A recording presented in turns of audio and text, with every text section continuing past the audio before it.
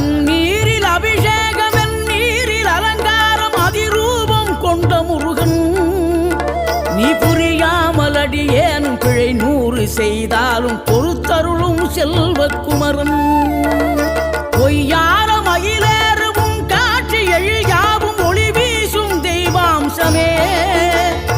பொய்யான என் வாழ்க்கை புவி மீது நிலையாக அருள் செய்ய வர வேணுமே நீ அருள் செய்ய வர வேணுமே